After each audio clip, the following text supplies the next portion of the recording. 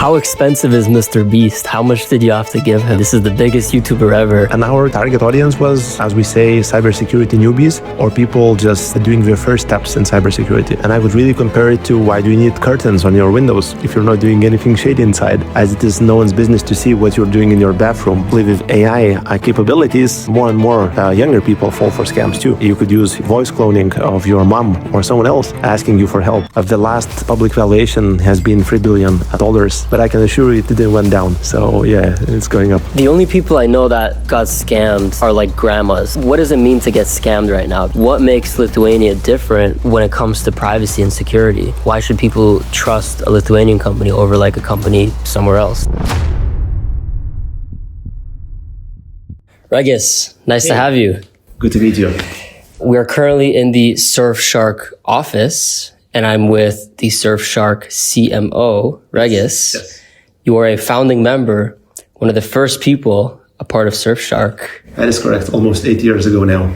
When was Surfshark founded? In 2018. And it's a company in Lithuania, based in Lithuania. Lithuania has only 3 million people. Yeah. And yet everybody and their grandma knows what Surfshark is. That's part of my job, to make sure it is. How did you do it? I mean, it's very impressive. Yeah, thanks so much. I had some experience prior, so Surfshark was not my first job. So I already worked in some other companies, including Google. Once I got back home, returned to Lithuania, I was looking to join some early stage startup, so I could really see it from very early days, what it is, what it means to build a global business. Because it's nice to work in a global company, as I did previously. But in a big company, you're just a small, piece of big picture. And here you could basically shape it the way you want it, the way you imagined. You could put all the practice which you gathered. So yeah, so when I returned to Lithuania, the startup scene was already quite attractive. Not to what it is today, but it was already quite big, quite prominent. There were already some VC money in. And there was already some people from bigger companies, established companies, founding startups. And for all of my career, I worked in marketing. And to be able to join in the early days of what is to be a global company in the future, it was very attractive. And I decided to put my practice into kind of launching Surfshark. And especially that it had a very nice premise of making cybersecurity very simple and human to everyone, which was also very attractive to me. But Surfshark, I mean, it's not the first VPN out there. There were so many VPN companies. And I believe it was kind of saturated even when you entered it, right? That's true. What made you decide to join a VPN company, and what kind of separates Surfshark from all the other companies out there? That's a very good question. So in 2018, VPN was rather boring space. So all of the competitors looked very corporate, or very techy. It was not digestible for everyday user. And that's exactly what the premise of Surfshark was, to kind of make sure that cybersecurity is accessible to everyone, both in the literal sense of like price, but also in terms of how uncomplicated and easy to use it is. And also the language which you use, to explain what Surfshark does and user experience. So our key differentiation was to really make cybersecurity accessible to everyone and look very human and use illustrations, use real people, testimonials, and not look some mysterious company which no one knows where this company is from, because it looked very untransparent, I would say, when we launched that.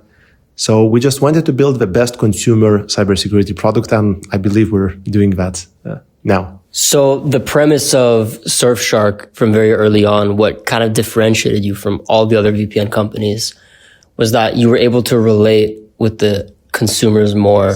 You gave consumers something that was accessible to them. Yes. Were you kind of a part of telling the team how to design the product so that it was easier for consumers, or did you kind of just take the product and do the mass marketing? Yeah. So when I joined Surfshark, the product was already built the way it is. I joined 3 months after the product was already publicly launched. Mm-hmm. So the name was already established and chosen, but I had a chance to add meaning to it and basically shape it. And our key target audience was, as we say, cybersecurity newbies or people just doing their first steps in cybersecurity. As I say, people which thought that cybersecurity is not for them, that we're not a target for anyone, or it's too techy and complicated for them to use it. And we said, no, it's not the case. So it shouldn't break your bank. It should be accessible, it should be affordable, it should be easy to use. And also, I think the thing which we did early on, as you might notice, we don't have a abbreviation VPN in our brand name, because from first day when we launched Surfshark, we knew that it's going to be in the future cybersecurity suite. So pretty much one app for all security needs. And I think we're now fulfilling that vision by adding additional layers each year. So VPN is still a core of Surfshark, but it's not limited to VPN only, what we do now. And a lot of companies that started as VPN companies, they're stuck with VPN as a part of it. Yes. How important is a VPN for somebody? Because, I'm not using the internet to do anything illegal. Yeah. Hypothetically, when my friends, not me, when my friends are, pirating stuff online, like no police is going to come at the door. What's the point of a VPN? Why would I need one? Yeah, that's a good call. And I would really compare it to, why do you need curtains on your windows if you're not doing anything shady inside? But just people deserve to have a privacy in whatever they do. It's no one's business what someone does when we're connected online, as it is no one's business to see what you're doing in your bathroom or bedroom when you're at home. So that's the key premise. So it's not only someone with criminal record or someone with some influence position should be worried about their privacy. And increasingly, everyday people become victims because we're accessible. And for the exact reason that we think that we're not going to be interesting to anyone, they become interesting to someone because they fall for victim with that behavior. So VPN is just one layer of security. We're not saying this is ultimate tool for all issues there are online, but it just helps to encrypt and protect your network. And that is just one service layer. But of course, your device should be protected. That's why we added antivirus on top. And also your machine should be protected from malware and, malicious kind of software. That's why we added ad blocker and malware. And another new layer, which we're adding now, is enabling to prevent you from scams, because that's increasingly a new issue and a new vertical for us to address. People get scammed through text messages, through fake calls, through fake emails. So that's another layer where we feel that Surfshark could help their users too. How come when I'm watching YouTube, out of nowhere, the YouTuber starts talking about Surfshark? I can't imagine that you personally watch the same YouTubers that I've seen. How does that happen? What are the chances of that? I think everybody, when they're on YouTube at some point, not even as an ad before, but YouTubers, they're just going to say, and by the way, this video was sponsored by Surfshark. Yeah. Is that your doing? Yes. Apologies for interventing your favorite shows, but we feel that we have the YouTubers. It's good. Yeah, and we feel that we have important message to pass over for people. So we still try to be relevant in how we show the value of Surfshark, depending on what the content the creator is talking about.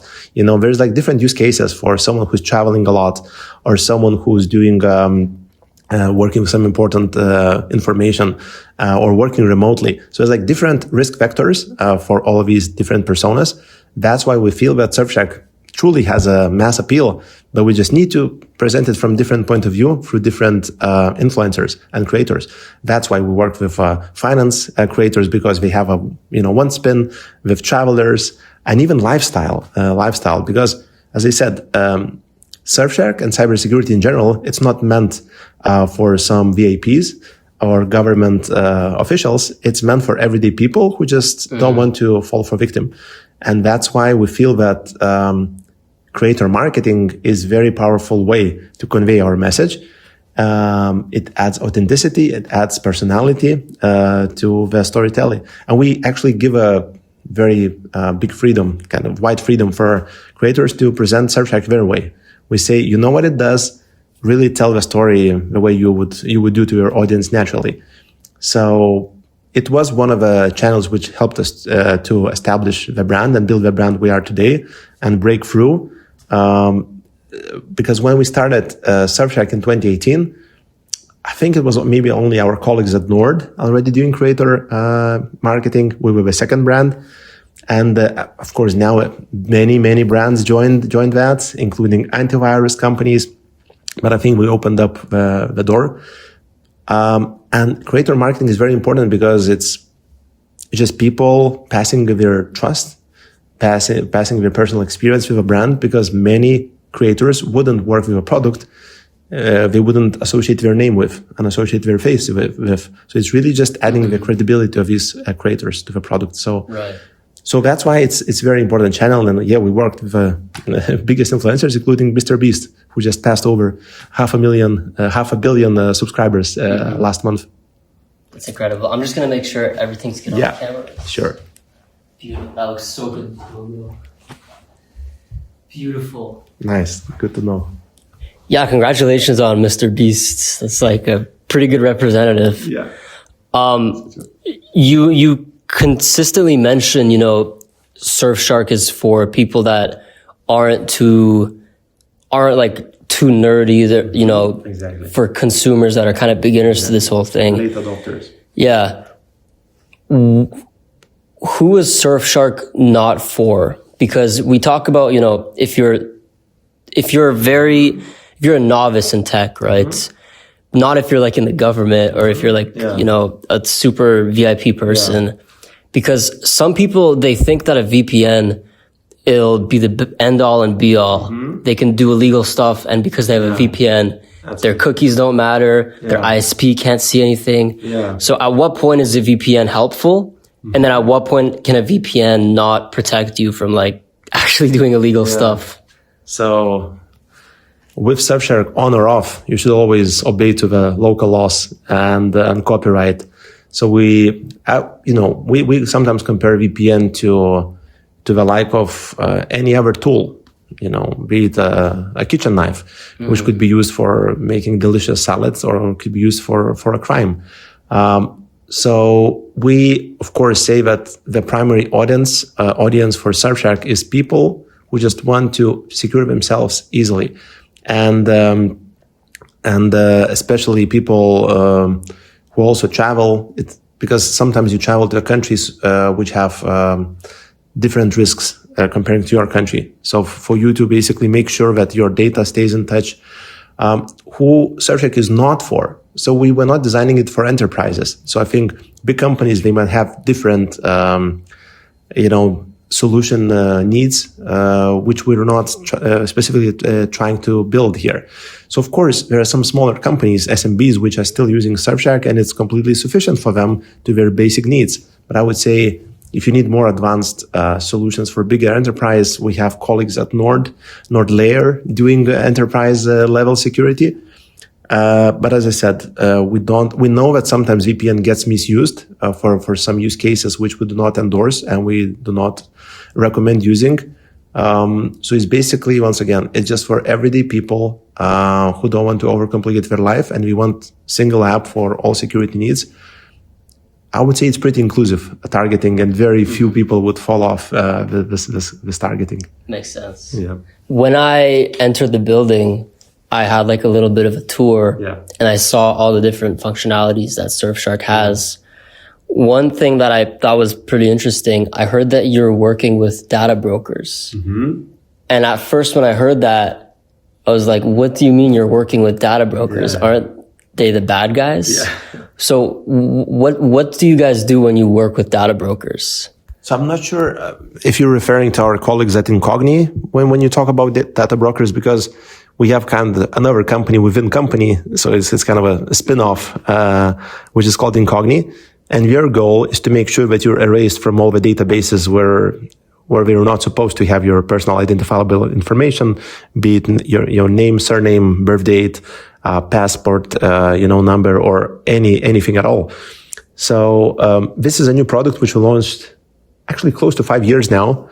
And, it's serviced under different branding, Incogni. We have Surfshark One Plus package, which has all the goodness, of two products.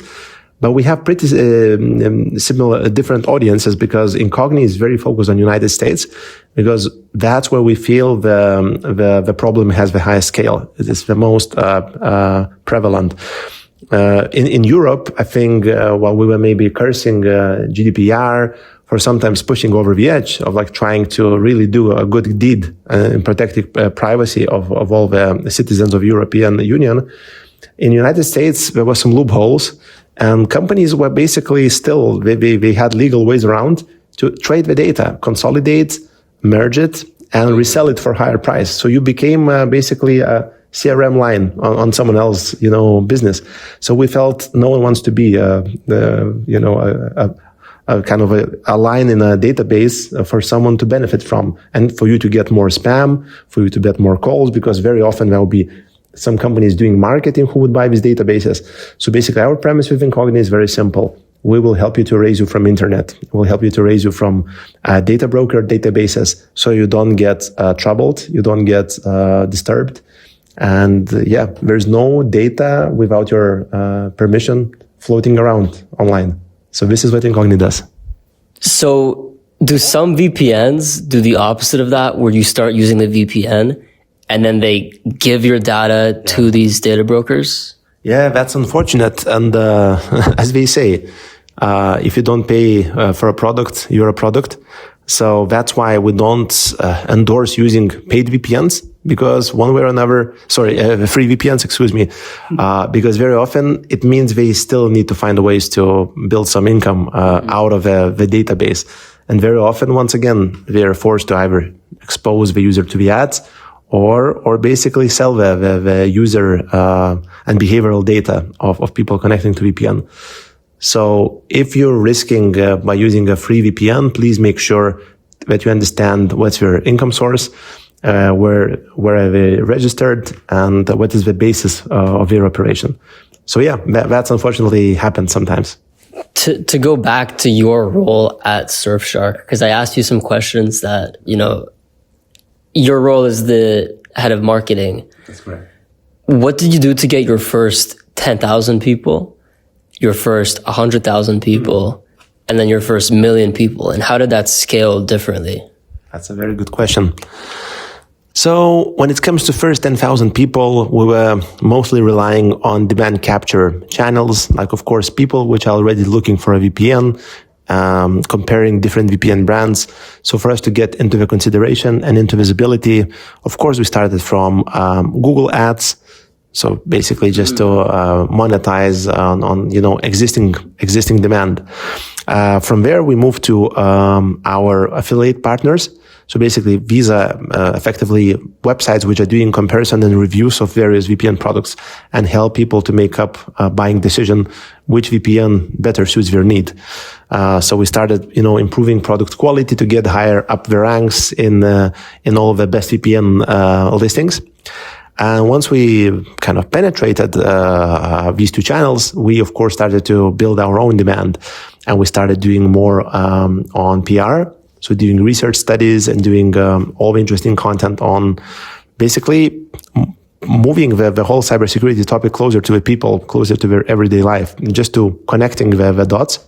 And of course, that's when we started creator integrations, our influencer marketing. So I would say that got us to the 100,000 user count, and getting to 1 million users and beyond that point, we of course started to doing non-traditional marketing. I think Surfshark is very known for doing a lot of guerrilla marketing. So doing something that you wouldn't think that cybersecurity company could do or should do. But once again, just to move to the wider total addressable market, we wanted to really use, some different ways of marketing ourselves. And of course, doing the TV advertising as well. So really covering the full funnel from demand capture channels to demand generation channels. And still to this day, we were trying to nail and improve each of them. So I have over 100 people department of marketing doing all of these previously mentioned channels. How expensive is Mr. Beast? How much did you have to give him? I mean, this is the biggest YouTuber ever. And how do you quantify the results of that campaign? So you could imagine that it's already above 7-digit numbers to work with Mr. Beast. And justification, once again, there's like short-term result measurement and long-term result measurement. So short-term, we see the direct respond. We see how many people basically with Mr. Beast coupon code started using. We also did promotion where we gave out Mr. Beast basketball balls to all the users who bought it during the campaign. So we could see very specifically how many balls we had to distribute and how many people closed directly. But actually that video, when we did that integration now 3 years ago, it's now, I think, among top 20 most watched videos on MrBeast channel, meaning up to this day, we still get new conversions and new people learning about Surfshark from that video, which was shooted 3 years ago now. So that was a good investment. It was. And another point is that I think why MrBeast also helped us, that we all of a sudden got influx of many slightly smaller creators who all of a sudden wanted to work with Surfshark. We started seeing Surfshark in different category of advertisers as A+ kind of size brands. So that really helped us much more with like acquisition of additional creators from that point. Were you always the CMO? Because, in most companies, if you're in charge of marketing, or even if you have any position in marketing, to tell someone you want to give Mr. Beast 7 figures, I mean, they're going to think you're crazy, right? Not many companies that have a marketing department are doing this, and a lot of them are going to say no. Did you have to kind of justify that to other technical people, or did they just say, yeah, do whatever you want, we trust you? That's a good question. So probably if I'm still a CMO at Surfshark today, means it was not as bad. No, it worked. It worked, of course. But did other people at the time think it was risky? Yeah. Of course they questioned, because it's one of his, bigger single bets is like doing single stock picking, investment as opposed to going for ETFs. So that was what we did. But once again, we don't see it necessarily from individual Mr. Beast video. We see it in the grand scheme of things. Our overall position, for example, in the United States market, how much our brand has basically the recognition or consideration for the brand has improved. So there are many side metrics which justified that investment on a long term. Of course, I had to explain how it works and how we should measure. So it's not only immediate money, that longevity of these videos are very long. It's evergreen content. So we'll only see the full result of that, in 5 years from now. So I think everyone got the idea. But once again, we did also everything possible for a lot of that budget to be to kind of generate return from us straight away. That's why we agreed on distributing also Mr. Beast basketball balls to have even more incentive and make it even more special for people to just without postponing their decision, to decide to go with Surfshark now. So basically, we did everything possible for it to work immediately, but also I had to justify and explain how it's going to work in the long term too. A marketing campaign that's comprised of Surfshark, basketball, and Mr. Beast. It's very unique. It's a very unique way of doing it, and I'm very impressed that you thought of that. Yeah. That's very cool. Was it your idea? Naturally, when you work with creator marketing for so many years, it becomes like an Olympics on its own to understand who are the biggest big shots in that industry. Mr. Beast was a natural, since this is the biggest YouTuber. But once again, this is just one of the many big. We worked with many 20 million sub, 30 million sub. Creators as well. So it was not only limited to Mr. Beast. Can you list some of your favorite YouTubers and influencers to work with? So if I had to mention one, I would say Mr. Who's the Boss is one of our long-term partners, with whom we work, I think, over 6 years now. So that's the beauty of it, when it's collaboration, which still continues being fruitful, for both ends and enjoyable for both ends for so many years. For almost as long as Surfshark exists, we will work with Mr. Who's the Boss. He's kind of a gadget review, tech review creator from UK, and it's one of our strongest partners in that regard. You said you started working from him almost immediately after Surfshark started. Did Surfshark have any outsider funding, or how were you able to, afford that? I mean, These are huge content creators. Yeah. So basically, it's privately funded company, so I cannot talk much about the funding sources of it.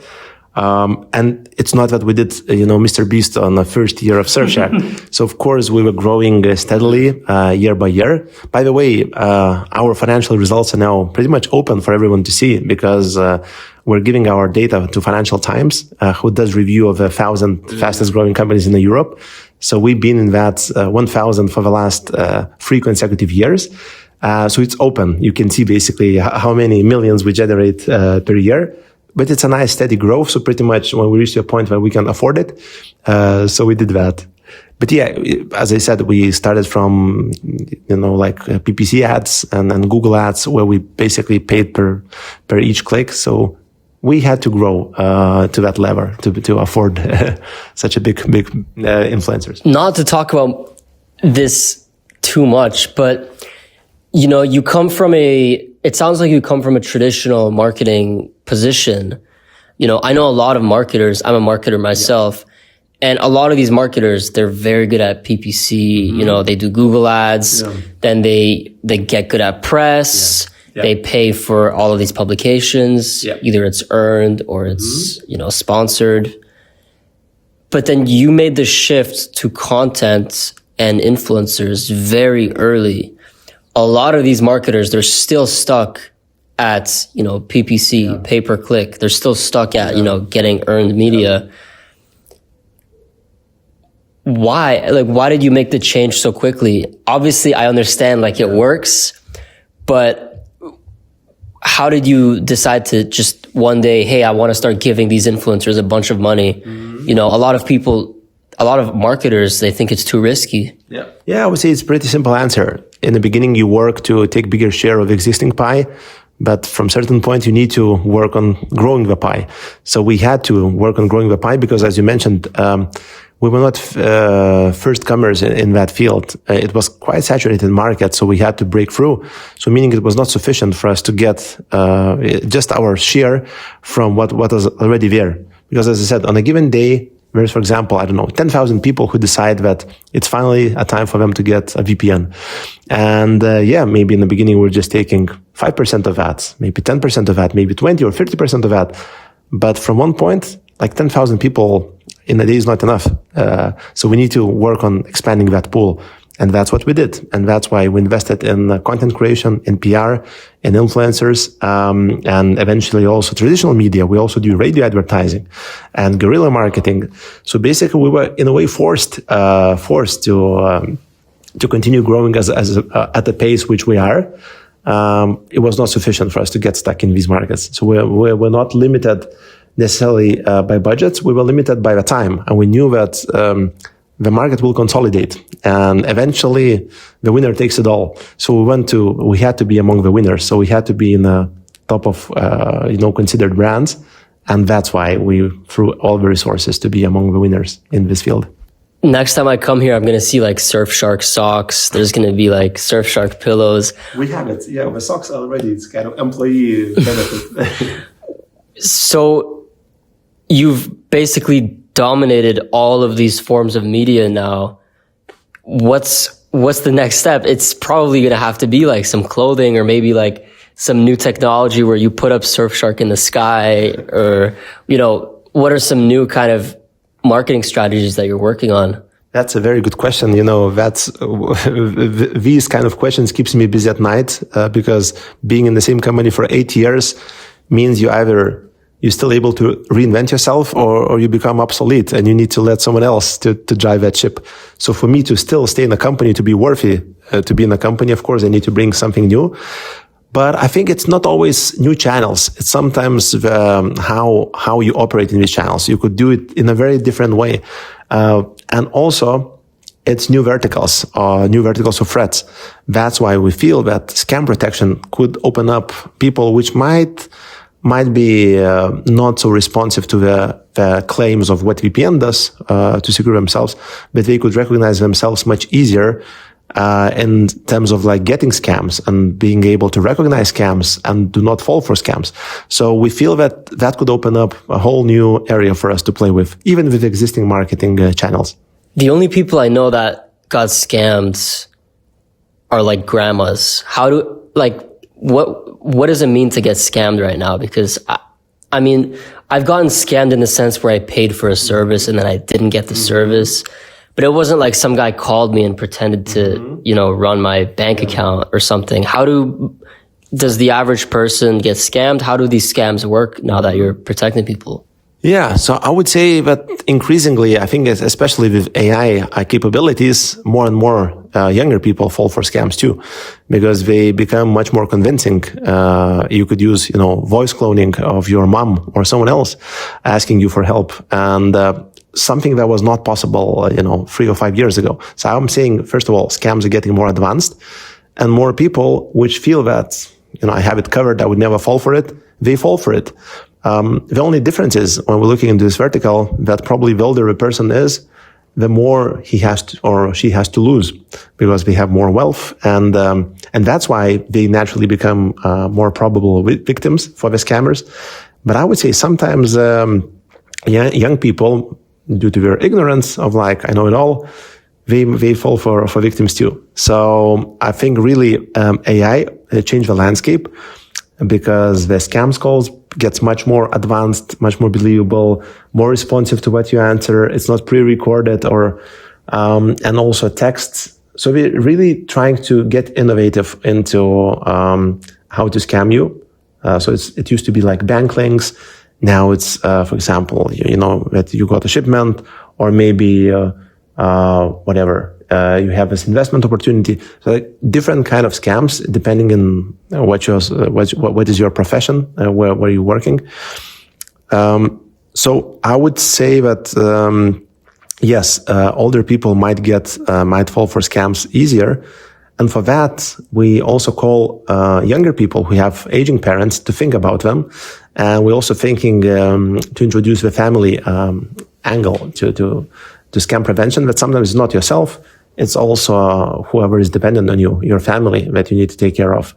And I think that also adds a new spin and why it's a topic for everyone and not only for older people. I have 2 more questions for you. Lithuania is a very small country, but there are so many large companies here. Like you said, Surfshark is $1 billion company, or what is it worth now? Like $3 billion. It's huge. It's basically it's a joint group. So it's basically Surfshark together with Nord. So Surfshark together with Nord Security, we formed a joint venture, and there's kind of one holding company. So it is the last public valuation has been $3 billion, but it's been a while ago now. So we need to refresh that number. But I can assure you, it didn't went down. So yeah, it's going up. So Surfshark and Nord, they're owned by the same company, or what is the... Yes. So basically, in 2022, we decided to merge forces, and that's actually what happened in some other of our competitors. Instead of having, one brand, some of them just merged, and there were like 2-3 brands, for example, owned by the same company. By doing that, we could strengthen our resources, and we could understand that we can cover different segments of users. For example, Nord is working as a premium solution, more kind of complete solution. We work as a accessible solution. So together we can cover more audiences and basically also innovate on different areas. So, example, we try to find new ways of solving one kind of security threats. Our colleagues at Nord might work on something else. We might see what worked out, and if we discover something good, we might scale it from one company to another. But we operate in separately. We have separate management, separate kind of financial structure. So it's only for us understanding that 2 of us could be stronger together instead of like competing. So Lithuanians are secretly taking over the VPN markets. I was curious why you said, you mentioned NordVPN earlier. I said, who's not who shouldn't use Surfshark. You said, oh, companies should use Nord. Yeah. Now I understand it's a partner. It's a, yeah. It is a partner. So basically for the last 4 years, since we decided to merge forces, we just understand that we don't need to build a second enterprise, for example, enterprise security angle to that. We already have it covered within a group. Instead, we can, for example, work on preventing you from scams, which is not being covered now within our group. But I think coming to what also was your original question, how come there are so many big companies from Lithuania, is I would say that we don't have any other chance as just to go big and global from day one. Because we know that domestic market of 3 million people never going to be enough for us to build truly big companies and build unicorns. So that's why all Lithuanians speak good English from first grade, because from day one we're being built for making a global impact. Everyone has this ambition.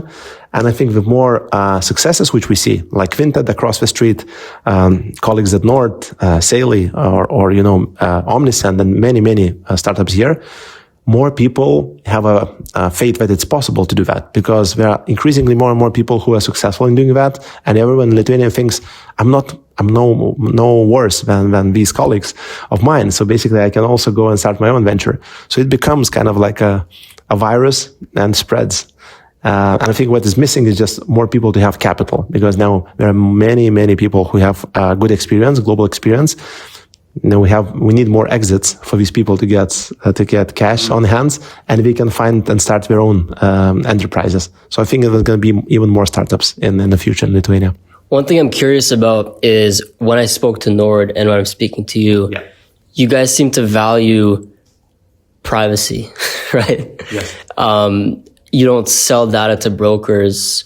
Nord said they don't keep their logs. There's no logs. You don't keep logs too.